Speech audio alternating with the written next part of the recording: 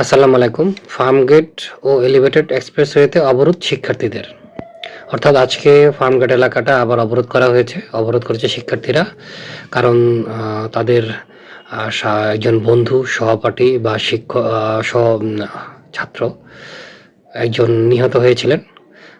২ গ্রুপের মারামারিতে তাদের একজন ছাত্র নিহত হয়েছিলেন এবং ছাত্র নিহতের ঘটনায় একটা দলকে দায়ী করা হচ্ছে। তো এই হত্যার দাবিতে আজকে সড়ক অবরোধ হয়েছে এবং তারা যতক্ষণ তারা মিছিল দিচ্ছে যে আমার ভাই কবরে, খুনি কেন বাহিরে।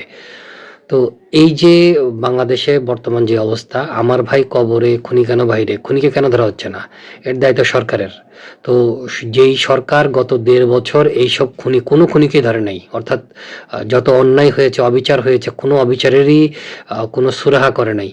তো সেই সরকারের কাছে এখন সরকার তো চলে যাওয়ার মাত্র ১ থেকে ১ মাস বাকি, এর বেশি না। কারণ আজকে যদি আমি ধরি ১৪ তারিখ, আগামী ১২ তারিখ নির্বাচন হলে, আগামী ফেব্রুয়ারি ১২ তারিখ যদি নির্বাচন হয়, সেক্ষেত্রে ১ মাস পরে তারা এই ১৪ তারিখ নতুন সরকার, অর্থাৎ ফেব্রুয়ারি ১৪ তারিখ নতুন সরকার গঠিত হয়ে যাবে। অর্থাৎ এই ১ মাস আগে এই ধরনের উচ্ছৃঙ্খলতার পেছনে আসলে মদদটা কারা দিচ্ছে? এই ছাত্রদেরকে যারা রাস্তায় নেমেছে বা ছাত্ররা যে রাস্তায় নেমেছে, ছাত্রদেরকে কঠোরভাবে দমন করা উচিত। ওদেরকে এমনভাবে পেটানো উচিত, এই পেটানোর ফলে যেন কোনো ছাত্র আর রাস্তায় নামতে না পারে, অর্থাৎ কেউ যেন রাস্তায় নামতে না পারে।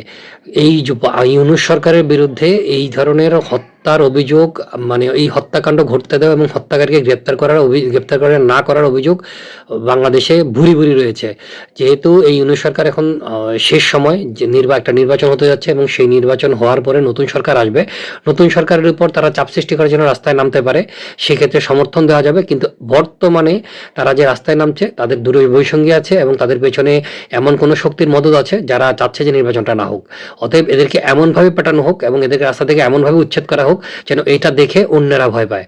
আর জনগণকে বলছি, প্রত্যেকটা যারা শিক্ষার্থী বাবা মাকে বলছি, সন্তানদেরকে এই মুহূর্তে ঘরের ভিতরে রাখুন। কারণ যেই আগস্টের মাসে যে সন্তানগুলো মারা গিয়েছে, সেই সন্তানগুলোর আসলে কোনো বিচার হবে না। যে সন্তানগুলোর বাবা মারা শুধু সন্তানই হারিয়েছে, তারা আসলে বাংলাদেশ থেকে তেমন কিছু পাবে না, এটা নিশ্চিত হয়ে গেছে। কারণ এটা ছিল একটা ষড়যন্ত্র।